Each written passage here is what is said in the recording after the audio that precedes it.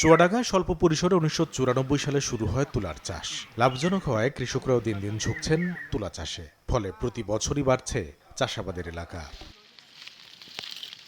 চুয়াডাঙ্গা জোনে এ মৌসুমে ৪,১০০ হেক্টর জমিতে তুলা চাষ হচ্ছে। হাইব্রিড জাতের হোয়াইট গোল্ড 2 ও DM4 তুলা চাষ করায় আগের তুলনায় যেমন ফলন বেড়েছে তেমনি খরচ কমেছে। কৃষকরা বলছেন প্রতি বিঘা তুলা চাষে ২২,০০০ টাকা খরচ হলেও লাভ হয় প্রায় ৩৫,০০০ টাকা।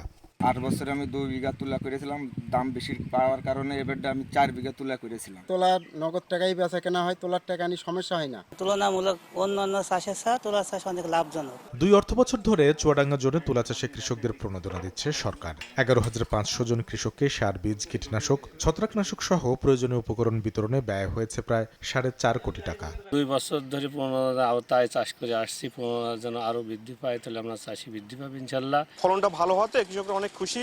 আন্তর্জাতিক বাজার কম হওয়ার কারণে এবছর দামটা একটু আমরা কম দিচ্ছি। গত বছর ছিল ১০০ টাকা কেজি, এবছর ৯৬ টাকা কেজি দিচ্ছি আমরা।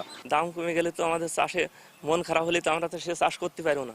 দেশে চাষ বৃদ্ধি পাওয়ায় আমদানি নির্ভরতা কমবে বলে জানান তুলা উন্নয়ন বোর্ডের এই কর্মকর্তা। প্রশিক্ষণের মাধ্যমে যাতে ভালো ফলন পায় সে ব্যাপারে সহযোগিতা করছি, উন্নত চাষাবাদ পদ্ধতি দিচ্ছি। যদি এই প্রণোদনা কর্মসূচি অব্যাহত থাকে, কৃষকের সংখ্যা দিন দিন বৃদ্ধি পাবে। জেলায় এ মৌসুমে প্রায় ১২,০০০ মেট্রিক টন তুলা ১০৫ কোটি টাকায় বিক্রি হবে বলে আশা সংশ্লিষ্টদের। সময় সংবাদ, চুয়াডাঙ্গা।